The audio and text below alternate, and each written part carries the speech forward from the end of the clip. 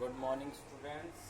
Today I am going to teach you gender, literature and culture.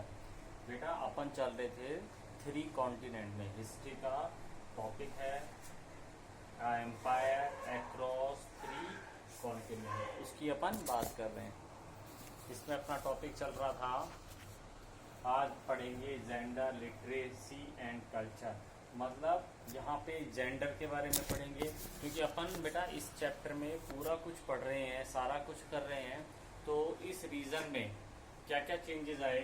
Gender मतलब male female का क्या standard था, ठीक है. लिटरेसी रेट के बारे में पढ़ेंगे. पीपल जो हैं कितने लिखे लिटरेट थे, ओके, किस टाइप की वो लैंग्वेज यूज करते थे. और कल्चर यानी कि किस रिलीजन को ये लोग फॉलो करते थे. चलते हैं. अच्छा, one of the modern feature Roman society wide the wide spread privilege of the nuclear family. मतलब ये वाले जो पीपल्स थे ये न्यूक्लियर फैमिली को प्रेफर करते थे. न्यूक्लियर फैमिली मतलब छोटी फैमिली जिसमें पेरेंट्स हों और बच्चे हों. तो उस फैमिली को ये प्रेफर करते थे, ठीक है. बच्चा अडल्ट हो जाता था, बड़ा हो जाता था, तो उसको अपनी फैमिली को छोड़कर जाना होता था. कई बार एक्सेप्शनल केसेस हैं कि जो बड़ा लड़का है, भाई वगैरह है, वो अपनी फैमिली के साथ में रहता था, लेकिन मोस्टली जो है पेरेंट्स उनको अलग कर दिया करते थे. अच्छा, और फैमिली में उस टाइम में स्लेव ट्रेड का बहुत बड़ा सिस्टम था. मतलब कि हर फैमिली में स्लेव रहते थे. हमने पहले आपको पढ़ाया था कि इस लेवल के ऊपर यहाँ पर बहुत तेजी से ये लोग जो हैं स्लेव्स को अपने पास में रखते थे, या स्लेव रखना एक फैशन माना जाता था. और स्लेव ट्रेड भी जो था इस रीजन में बहुत ही फला फूला डेवलप हुआ था. अच्छा, by the late republic the first century the typical. अच्छा, यहाँ पे मैरिज के बारे में बताया है कि जो वाइफ के पास में जो प्रॉपर्टी होती थी वो हस्बैंड के पास, यहाँ हस्बैंड के नाम ट्रांसफ़र नहीं होती थी. जैसे आपके घर पे मम्मी हो या फादर कमाते हो या मदर कमाते हो आपके, तो दोनों ही पेरेंट्स जो हैं आपके मम्मी पापा उस प्रॉपर्टी को यूज़ करते थे. लेकिन फीमेल्स के साथ में इस सोसाइटी में ऐसा नहीं था. मेल की प्रॉपर्टी अलग अलग मानी जाती थी, फीमेल की प्रॉपर्टी अलग मानी जाती थी. दूसरा, यहाँ पे जो फीमेल्स वगैरह हैं शादी करने के बाद में अपने जब हस्बैंड के घर आती थी तो अपनी जो फादर की जो प्रॉपर्टी है उस पर भी उन फीमेल्स का राइट बना रहता था, जबकि अपने हस्बैंड की प्रॉपर्टी पे उनका राइट मरते दम तक नहीं रहता था, ठीक है. और फीमेल जो हैं अपने फादर की प्रॉपर्टी पर इक्वल शेयर्स लेती थी. अच्छा, फादर की डेथ के बाद में उनको इक्वल शेयर्स मिलता था. अच्छा, लीगल राइट थे मैनेजिंग प्रॉपर्टी के, बता दिए आपको. मैरिड जो कपल्स हैं वो फाइनेंशियल साइट्स के अकॉर्डिंग, जैसे मैंने बताया, अलग अलग पर्सन माने जाते थे. अच्छा, डिवोर्स जो था उस टाइम में बहुत ही इजी था. जिसको भी डिवोर्स लेना होता था बस उनको एक डॉक्यूमेंट देना होता था कि भाई अब हम लोग अलग अलग रहेंगे, हम डिवोर्स ले रहे हैं, तो डिवोर्स हो जाता था. अच्छा, यहाँ पे मेल फीमेल्स की जो शादी है उनकी भी एज दी हुई है. तो एज कितनी है मेल की? लेट 20 के बाद से और 30 से पहले मेल की शादी होती थी, जबकि जो फीमेल्स हैं उनकी जो शादी है 16 के बाद से लेकर 20 से पहले पहले शादी हो जाती थी. इन दोनों की एज में बहुत बड़ा डिफरेंस है. इस डिफरेंस की वजह से जो मेल है वो सोसाइटी में डोमिनेंट रहते थे. मैरिज जो है जनरली अरेंज ही होती थी, बता दिया. अच्छा, जो ऑगस्टाइन था, जो ग्रेट कैथोलिक बिशप जो थे, उन्होंने who spend most of his life in north Africa. यहाँ पे बिशप्स की बात आई. बिशप्स का मतलब होता है बेटा मिशनरी टाइप में. मिशनरी मतलब क्रिश्चियन रिलीजन्स का स्प्रेड करने वाले जो पीपल्स होते हैं उनको मिशनरी या बिशप्स वगैरह बोलते हैं. तो वो बताते हैं, उन्होंने कोई बुक लिखी होगी, उस बुक में वो बताते हैं कि उन्होंने अपने फादर के ज़रिए अपनी मदर को पीटते हुए उन्होंने कई बार देखा है। और कई बार तो उसमें देखा गया है, जो मैंने आपको बताया, एज में जब काफ़ी सारा डिफरेंस है इनके, तो जो मेल हैं वो डोमिनेंट होते हैं, और वाइफ को कई बार जब झगड़ा होता था तो वाइफ को अच्छा पिटाई भी करते थे। इसमें एग्जाम्पल दे रही हैं कि शाम के वक्त जब फीमेल्स घर के काम से फ्री हो जाती थी तब अपने हस्बैंड के ज़रिए पिटाई की हुई जो खरोचें, चोट के निशान है वो शेयर करती थी। अच्छा, बच्चों के ऊपर लीगल राइट्स फादर का ही माना जाता था। कई बार ये देखा गया है जो अनवांटेड चिल्ड्रंस हो जाते थे तो फादर इन बच्चों को मारने का भी इसमें दिखाया गया है कि उनको ऐसा राइट था। मतलब कि जैसे अपने यहाँ इंडिया में या डेमोक्रेटिक कंट्री में ऐसा रूल्स नहीं है, लेकिन वहाँ पर होता था। अब है व्हाट अबाउट लिटरेसी। अब लिटरेसी के बारे में अपन बात करेंगे। लिटरेसी के बारे में बताया जा रहा है यहाँ पे जो पीपल्स हैं वो कैजुअली ही लिटरेट हुआ करते थे, मतलब कुछ ही लोग बाग जो है लिटरेट होते थे, और जो लिटरेट होते थे वो भी एम्पायर के डिफरेंट पार्ट में डिफरेंट टाइप के पीपल होते थे। यहाँ पे हमें पॉम्पी वही वाले बताया था, जैसे कैसे किसी एक नाइल रिवर के पास में एक सरकंडा टाइप रहता था, उससे वो लिखने का मटेरियल बनाते थे। उसमें बताया गया है कि जैसे कैसे वॉल्केनिक अरप्शन से ये पूरा एरिया ख़त्म हो गया था, फिर भी हमें यहाँ पे लिटरेसी के कुछ वाइड स्प्रेड एग्जाम्पल्स मिले हैं। यहाँ पे स्ट्रीट्स की जो वॉल थी उन पे भी उस लैंग्वेज के लिखे हुए चीज़ें मिली हुई हैं।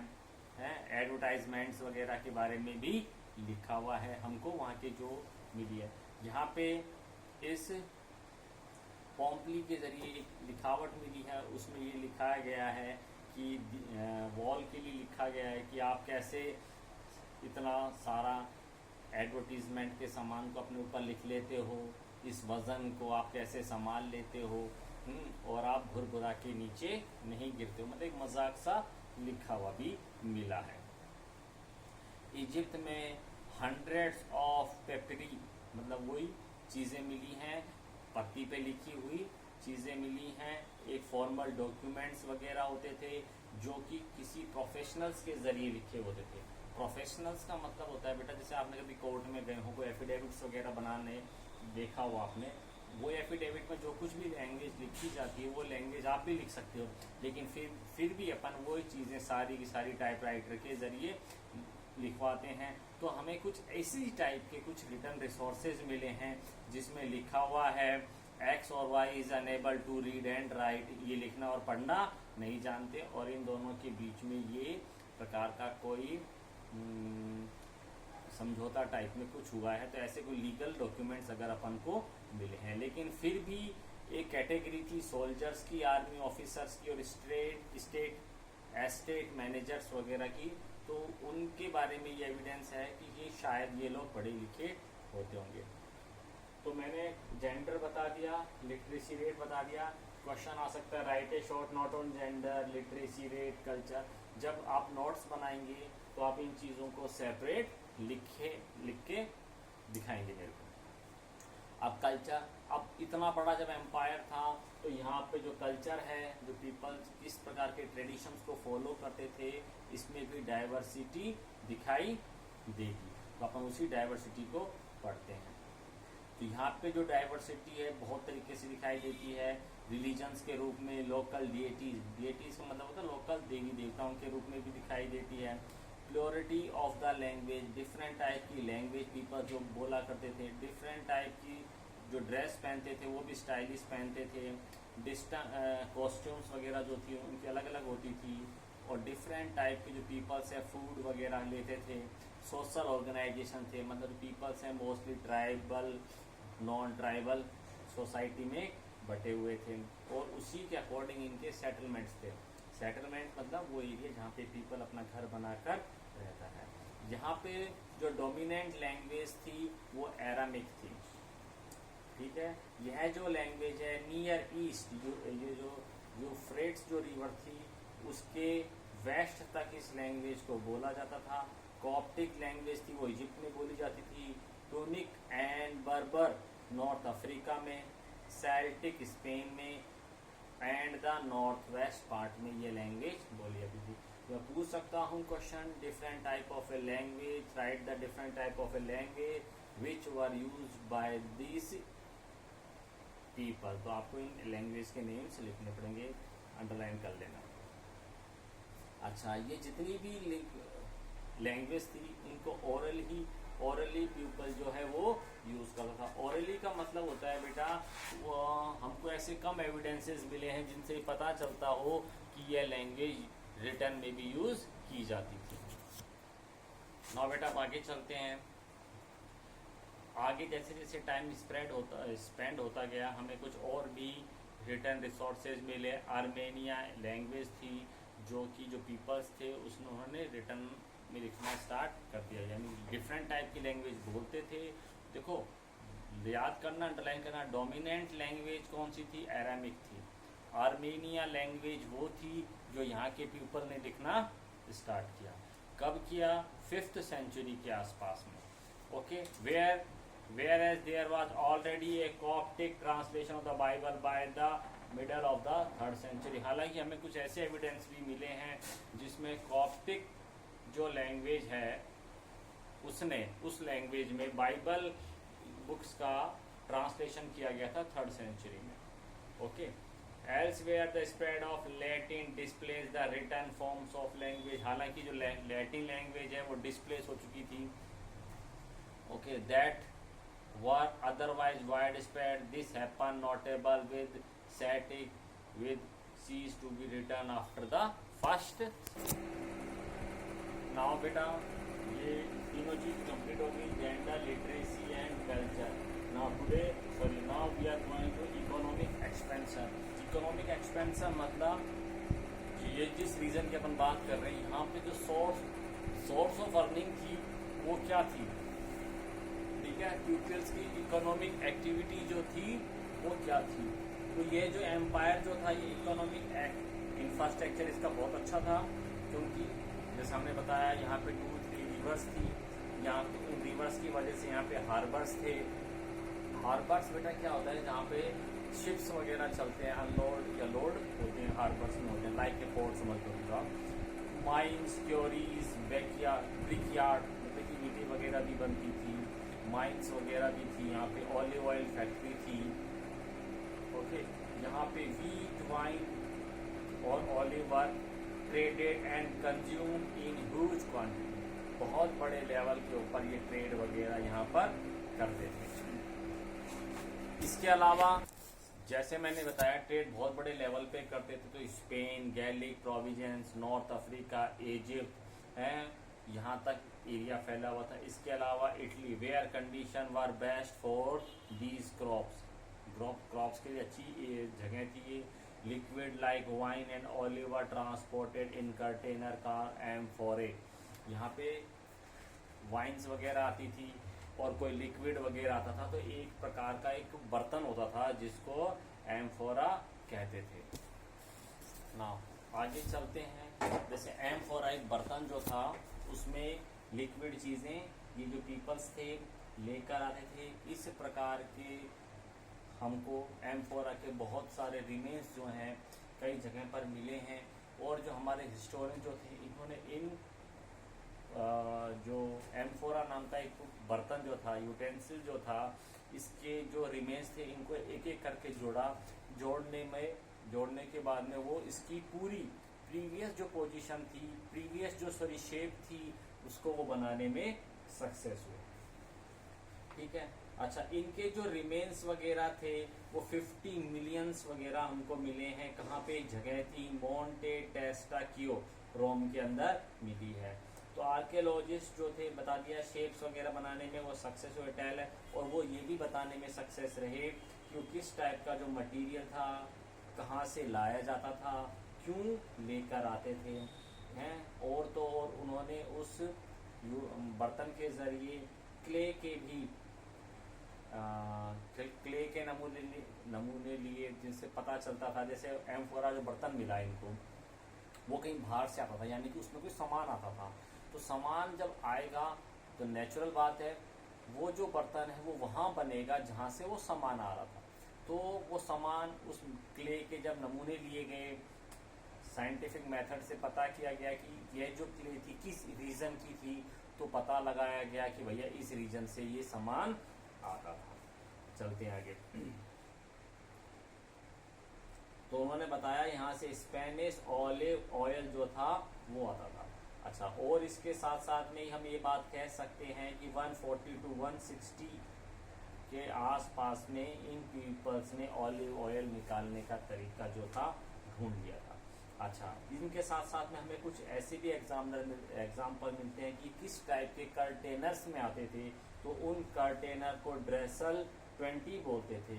इन कंटेनर को ड्रेसल 20 इसलिए बोलते थे क्योंकि जिस बंदे ने इनको ढूंढा था उसके नाम के बाद में उनके नाम से इस चीज़ को जाना जाता था। हालांकि उस टाइम में वो पीपल्स उसको क्या बोलते थे ये हमें नहीं मालूम।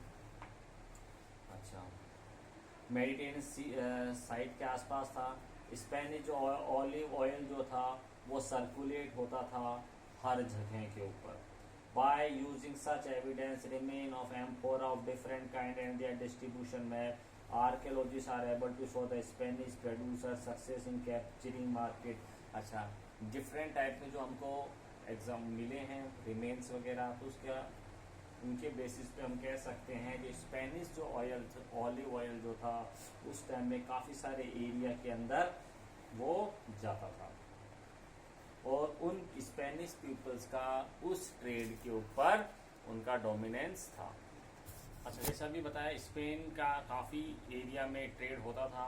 स्पेन ने इतना अच्छा ट्रेड किया कि जो इटली वाले जो पीपल्स थे उनके ट्रेड को भी इन्होंने कैप्चर कर लिया, यानी कि इतना सस्ता माल और इतना अच्छा माल इन्होंने बेचने लगे। आगे चलते हैं। नॉर्थ अफ्रीका, जैसे जैसे टाइम बीतता गया स्पेनिश के बाद में नॉर्थ अफ्रीका के जो प्रोड्यूसर जो थे वो मार्केट में आगे ऑलिव ऑयल को लेकर आ गए। ओके, धीरे धीरे इन्होंने अपना डोमिनेंस बढ़ाया। 3rd और 4th सेंचुरी में इन्होंने पूरे मार्केट को लगभग कैप्चर सा कर लिया। 425 के बाद में North America dominance broken by the eastern side से टूटने लग गया। In the later 5th and 6th century again southern Asia Minor, Syria, Palestine become major exporter of wine and olive oil. मतलब टाइम जैसे जैसे बीतता गया तो यहाँ के जो ट्रेडर्स जो थे वो भी टाइम पीरियड के अकॉर्डिंग चेंज होते गए। अच्छा, क्यों हम कोई कैसे कह रहे हैं? क्योंकि जो कंटेनर जो उस टाइम में जो पीपल जो थे वो लोग यूज़ करते थे वो कंटेनर जो धीरे धीरे कम होने लग गए। जैसे हमने पहले स्पेनिश ऑलिव ऑयल के कंटेनर कम होने लगे। क्या होता है बेटा, कोई भी चीज़ जब कम मिलने लग जाती है तो हम ये मानने लग जाते हैं कि उस एरिया में उनका जो ट्रेड वगैरह है वो इफेक्ट होने लग गया है, कोई दूसरा ट्रेडर्स उस एरिया के अंदर आ गया। अफ्रीका के अंदर ड्रामेटिकली रिड्यूस होने लगा अफ्रीका का मार्केट मेडिटेरियन सी के आसपास का। Behind this broad movement the prosperity of individual region rose and fell. कई बार किसी भी पर्टिकुलर रीजन की जो प्रॉस्पेरिटी है वो टाइम पीरियड के अकॉर्डिंग कभी कम हो जाती है और कभी ज़्यादा हो जाती है, depending on how effectively they could organize their production and transportation of particular good and the quality of those good। कई बार क्या होता है क्वालिटी मैटर हो जाता है, इस क्वालिटी मैटर की वजह से कोई प्रोडक्शन बढ़ जाता है किसी चीज़ का, क्वालिटी कम हो गई तो कोई दूसरा प्रोड्यूसर आ जाएगा, तो ये सिस्टम होता रहता है।